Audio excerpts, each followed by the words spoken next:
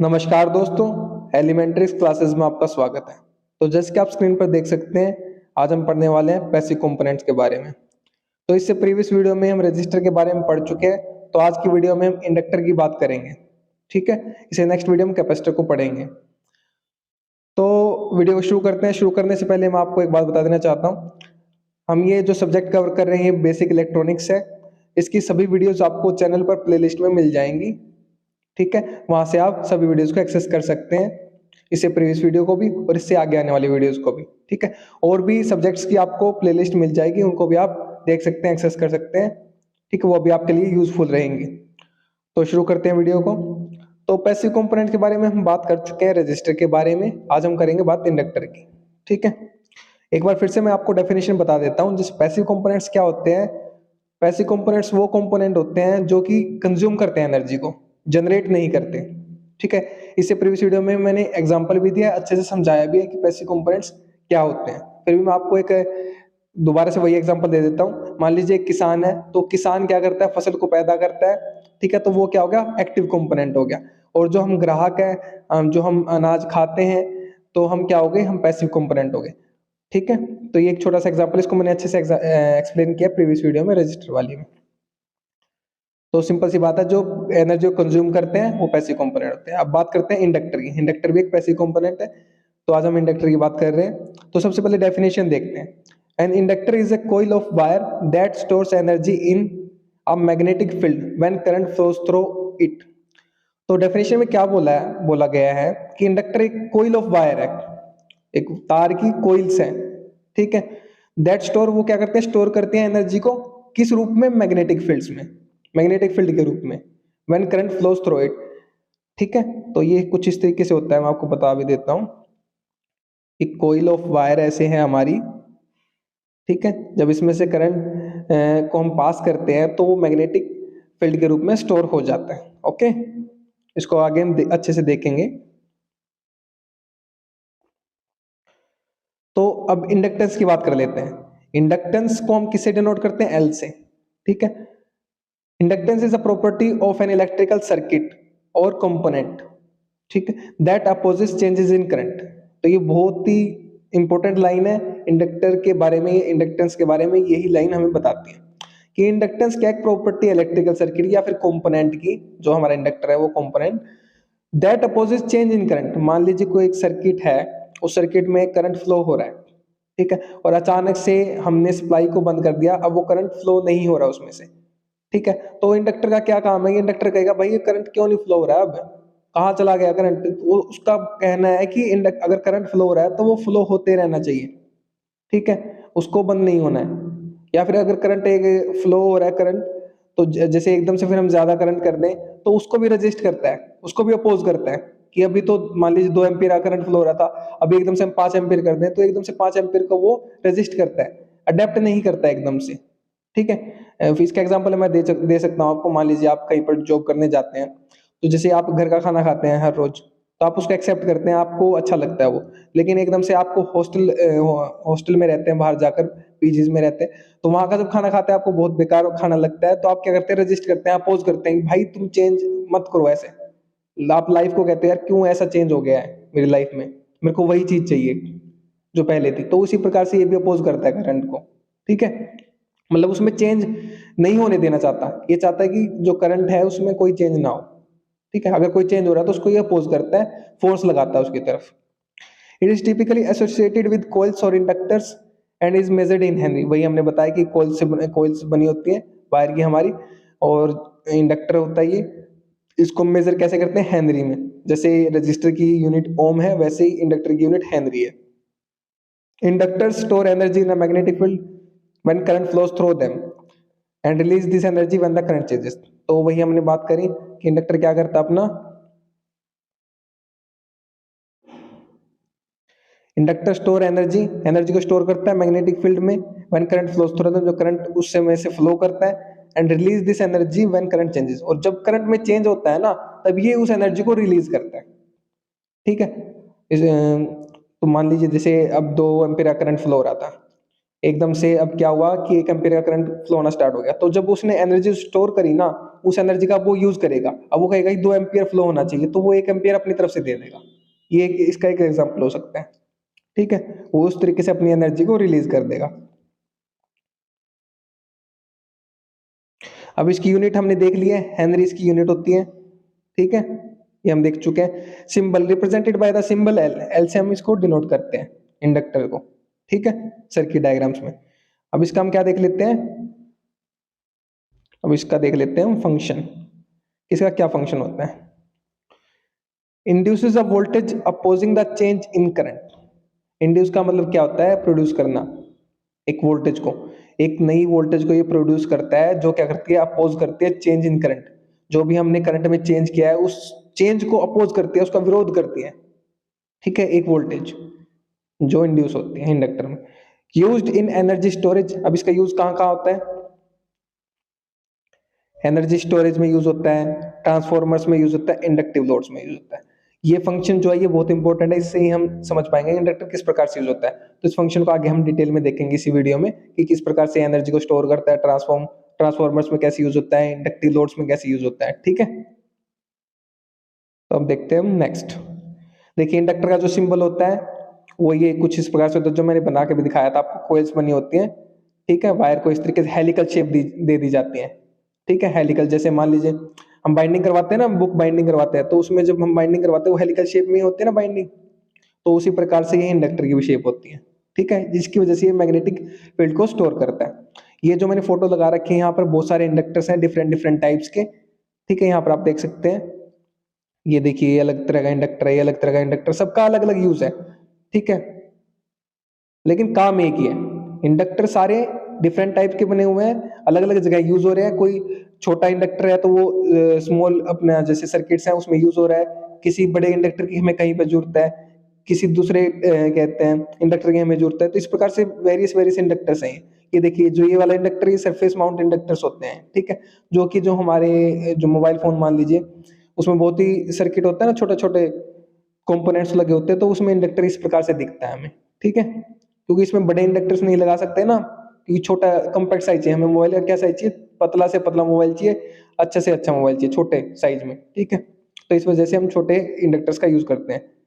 तो ये different different type के हमारे इंडक्टर्स होते हैं, काम सभी इंडक्टर का एक ही है जो हमने बात करी है, ओके।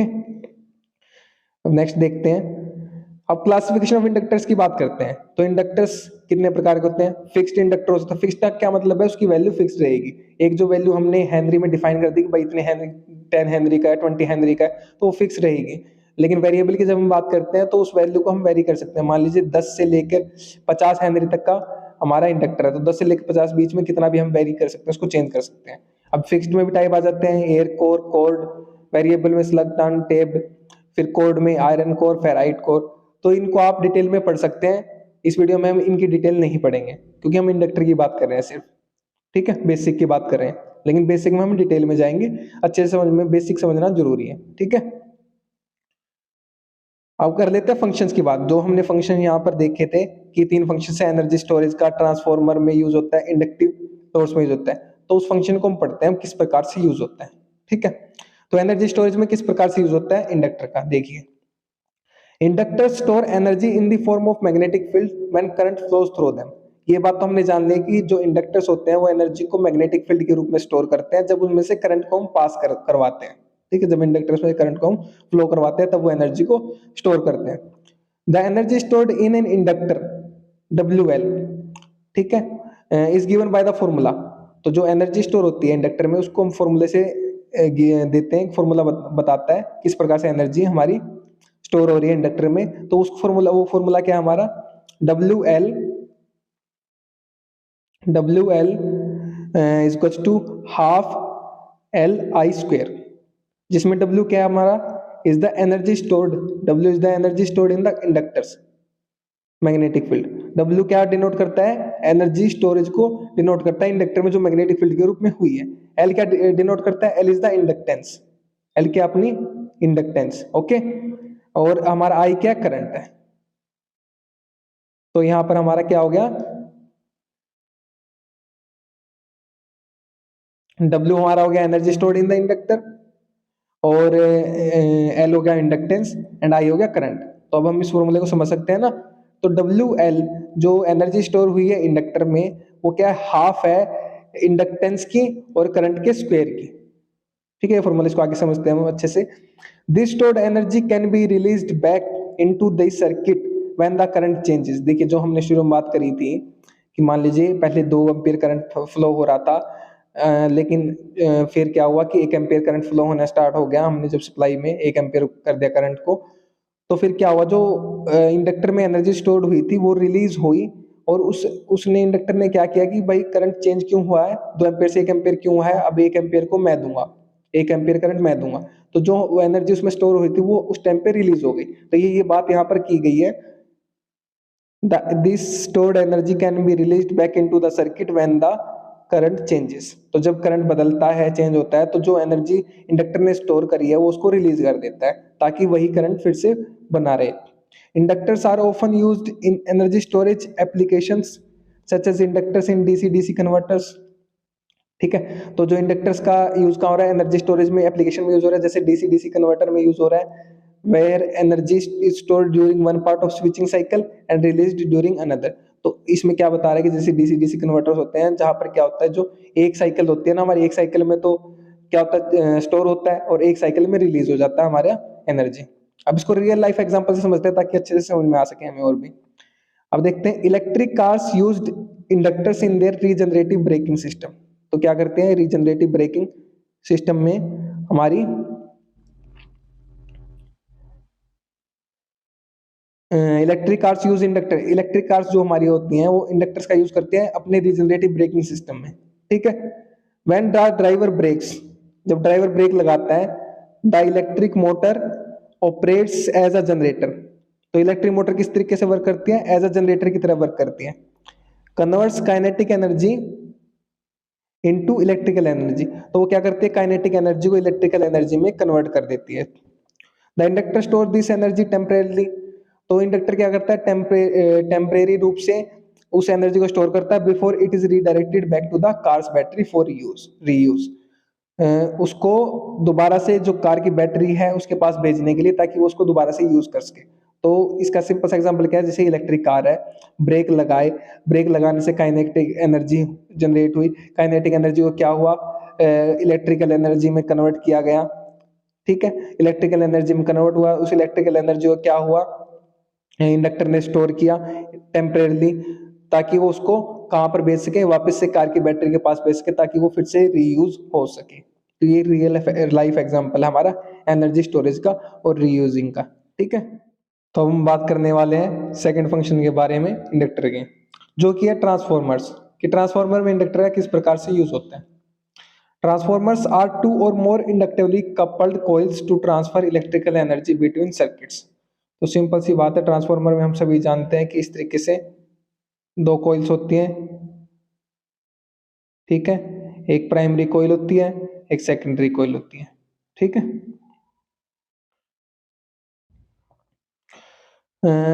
तो क्या कह रही है, the primary coil induces a voltage, induces a magnetic field which in turn induces a voltage in the secondary coil। तो प्राइमरी कोइल में क्या होता है, मैग्नेटिक फील्ड इंड्यूस होता है, बिकॉज उसको हम वोल्टेज अप्लाई करते हैं उस पर, जिसकी वजह से, करंट की वजह से उसमें क्या होता है, मैग्नेटिक फील्ड जनरेट होता है। अब वो मैग्नेटिक फील्ड जनरेट होने की वजह से क्या होता है, which in turn induces a voltage in the secondary coil. तो जो सेकेंडरी कोइल होती है उसमें जो मैग्नेटिक फील्ड जनरेट होता है या वोल्टेज इंड्यूस होती है, ठीक है, वो किस वजह से होती है, जो प्राइमरी कोइल में अपना मैग्नेटिक फील्ड जनरेट हुआ होता है, वो सेकेंडरी कोइल में मैग्नेटिक फील्ड को जनरेट करता है, वोल्टेज को इंड्यूस करता है। The voltage ratio is determined by the turn ratio of the coil. जो हमारी कोइल है उसके टर्न रेशियो जो होते हैं, जैसे ये कितनी कितनी बार टर्न किया हुआ है, उस रेशियो को से हम क्या कर सकते हैं, वोल्टेज रेशियो को निकाल सकते हैं, डिटरमाइन कर सकते हैं। ओके, अब देखते हैं हम, inductors in transformers are essential for voltage transformation. तो इंडक्टर क्या है, ट्रांसफॉर्मर में बहुत एसेंशियल, बहुत जरूरी है वोल्टेज ट्रांसफॉर्मेशन के लिए, वोल्टेज का ट्रांसफॉर्मेशन करने के लिए। Make it possible to step up का मतलब इंक्रीज, और स्टेप डाउन मतलब डिक्रीज। तो जो voltage levels in electrical systems without a direct electrical connection. तो विदाउट, बिना डायरेक्ट इलेक्ट्रिकल कनेक्शन के वोल्टेज को बढ़ाना हो या घटाना हो तो वो किसकी मदद से होता है, ट्रांसफार्मर की मदद से होता है। वो ट्रांसफार्मर किसका यूज करते हैं, इंडक्टर का यूज करते हैं as a primary coil and as secondary coil. ठीक है, तो इस प्रकार से जो हमारा इंडक्टर है वो ट्रांसफार्मर में यूज होता है। अब उसका हम रियल लाइफ एग्जांपल देख लेते हैं। The power grid relies on transformer. Power grid क्या होता है, पावर ग्रिड हमारा इलेक्ट्रिकल पावर स्टेशन होता है जहां से हमारी इलेक्ट्रिसिटी जनरेट होती है, ट्रांसमिट होती है, डिस्ट्रीब्यूट होती है। ठीक है, जो सारा फंक्शनिंग होता है, सारे कंपोनेंट्स होते हैं, उनको मिला करके हम पावर ग्रिड बोलते हैं उसको। ठीक है, the power grid relies on transformers to transmit electricity efficiently over long distances. तो लंबी दूरी वाले स्थानों पर इलेक्ट्रिसिटी को पहुंचाने के लिए ट्रांसफॉर्मर्स का बहुत ही अच्छा इस्तेमाल होता है, बहुत जरूरी है। तो जो पावर ग्रिड पावर स्टेशन है हमारे इलेक्ट्रिकल पावर स्टेशन, वो ट्रांसफॉर्मर पे रिलाई करते हैं, उन पे भरोसा रहता है, मतलब उन्हीं के ऊपर डिपेंड करते हैं। ठीक है, high voltage power lines use step up transformers to increase voltage for minimal energy loss during transmission. तो जो हाई वोल्टेज पावर लाइन्स होती हैं वो स्टेप अप ट्रांसफार्मर का यूज करती हैं इंक्रीज वोल्टेज को बढ़ाने के लिए, ताकि for minimal energy loss during ताकि ट्रांसमिशन के दौरान कम से कम एनर्जी का लॉस हो सके। ठीक है, इसलिए स्टेप अप ट्रांसफार्मर का यूज करती हैं। At local distribution points, step down transformer reduces voltage for safer use in homes and business। तो लोकल डिस्ट्रीब्यूशन पॉइंट्स कैसे हो गए, जैसे हमारे घरों के आसपास जो ट्रांसफॉर्मर्स हैं वो क्या कहते हैं, स्टेप डाउन ट्रांसफॉर्मर होते हैं। जो आगे से वोल्टेज आ रही है, हाई वोल्टेज आ रही है, उसको रिड्यूस करते हैं उस वोल्टेज को, ताकि सेफली हम घरों में या फिर बिजनेसेस में, ऑफिस वगैरह में यूज कर सकें। ये रियल लाइफ एग्जांपल था हमारा ट्रांसफॉर्मर्स का, किस प्रकार से इंडक्टर ट्रांसफॉर्मर यूज होते हैं। अब थर्ड फंक्शन की बात करते हैं हम, इंडक्टिव लोड्स कि इंडक्टिव लोड्स में हमारा जो इंडक्टर्स है वो किस प्रकार से यूज होते हैं। Inductive loads such as motors and solenoids. तो इंडक्टिव लोड्स की अगर हम बात करें तो उसमें मोटर आ जाती है या सोलेनोइड आ जाती है। ठीक है, utilize inductors in their operation. वो अपने ऑपरेशन में इंडक्टर्स का यूज करते हैं। अब वो कैसे करते हैं आगे देखते हैं। When current flows through the coils of these devices. जब करंट इन डिवाइसेस की कॉइल से फ्लो करता है, अ मैग्नेटिक फील्ड इज जनरेटेड। तो मैग्नेटिक फील्ड जनरेट होता है which results in mechanical motion in case of Motors. तो जैसे मोटर्स होती है उसमें मैकेनिकल मोशन होता है, मैकेनिकली वो रोटेट करती हैं, और अदर डिजायर्ड एक्शन या फिर कोई अदर डिजायर्ड एक्शन हो उसमें काम आता है। तो इस प्रकार से हमारा जो इंडक्टिव लोड है, जो अपने मोटर है सोलेनोइड, उसमें इंडक्टर का यूज होता है। Inductive loads can also pose challenges in circuits as the inductive nature tends to resist changes in current. जैसे कि हम जानते हैं कि जो हमारा इंडक्टिव नेचर होता है वो क्या होता है, रेजिस्ट करता है कोई भी अगर करंट में चेंज हो रहा है, leading to effects like back electromotive force. तो ईएमएफ क्या होता है हमारा, बैक इलेक्ट्रोमोटिव फोर्स। तो जो इंडक्टर हमारा रेजिस्ट करता है उस फोर्स को ही हम ईएमएफ फोर्स कहते हैं, इलेक्ट्रोमोटिव फोर्स कहते हैं। That need to managed in designing of circuits. तो जब हम सर्किट्स का डिजाइन करते हैं तो हमें उसको मैनेज करने की जरूरत पड़ती है। अब रियल लाइफ एग्जांपल की बात करें अगर हम, हाँ, जो सोलेनोइड होते हैं सभी हम जानते हैं सोलेनोइड को, वो भी इंडक्टिव की हमारी कॉइल्स होती हैं। तो उसमें क्या होता है हमारा, जैसे हमारे जो डोर लॉक्स होते हैं ना, घरों के दरवाजों में जो इलेक्ट्रॉनिक लॉक्स होते हैं, वो सोलेनोइड की वजह से ही मदद करते हैं। उसमें क्या होता है, जो इलेक्ट्रिसिटी होती है मैग्नेटिक फील्ड जनरेट करता है इंडक्टर में। तो मैग्नेटिक फील्ड क्या करता है, हमारा जो लॉक होता है उसको ऑन या ऑफ करता है। ठीक है, जो हमारी कहते हैं कुंडी बोलते हैं जिसको हम, उसको कुंडी को बंद या खोलता है, वो किसकी वजह से होता है, मैग्नेटिक फील्ड की वजह से होता है, जो सोलेनोइड में प्रोड्यूस होता है इंडक्टर की वजह से। ठीक है, तो रियल लाइफ एग्जांपल की बात करें अगर हम, तो washing machines often use electric Motors with inductive loads. ठीक है, तो वॉशिंग मशीन में क्या होती है, इलेक्ट्रिक मोटर्स होते हैं जिसमें इंडक्टिव लोड्स होते हैं अपने। The motor coils generate a magnetic field. तो मोटर की जो कोइल होती है वो क्या करती है, मैग्नेटिक फील्ड जनरेट करती है, driving the motion of agitator और ड्रम। तो जो हमारा ड्रम होता है जो घुमाता है हमारे कपड़ों को वॉशिंग मशीन में, उसको क्या करती है, उसको मोशन में लेके आते हैं वो मैग्नेटिक फील्ड। ठीक है, providing the mechanical action necessary for cleaning clothes. तो कपड़ों को साफ करने के लिए जो मैकेनिकल एक्शन चाहिए कि वो जो ड्रम हमारा रोटेट करे, तो वो किससे जनरेट होता है, हमारा इंडक्टर की वजह से। इंडक्टिव कॉइल्स होती हैं जो हमारी इलेक्ट्रिक मोटर्स में, उसकी वजह से वो जनरेट होता है। ठीक है, तो ये हमारा थर्ड फंक्शन था। ये तीनों फंक्शन हो चुके हैं इंडक्टर के। तो उम्मीद करता हूँ आपको समझ में आया होगा। तो पढ़िए और पढ़ाइए अपने दोस्तों, शेयर कीजिए वीडियो को ताकि उनकी भी हेल्प हो सके। अगर आप शेयर कर रहे हैं तो आप उनको पढ़ा रहे हैं, मैं नहीं पढ़ा रहा, आप उनकी हेल्प कर रहे हैं, मैं उनकी हेल्प नहीं कर रहा। ठीक है। अगर आप चैनल पर नए हैं तो चैनल को सब्सक्राइब कर दीजिए, वीडियो को लाइक कर दीजिए और एक अच्छा सा प्यारा सा कमेंट भी कर दीजिए अगर आपको वीडियो अच्छी लगी है तो, ठीक है। और वीडियो के अंत तक बने रहने के लिए, मेरे साथ बने रहने के लिए thank you so much. Thank you again.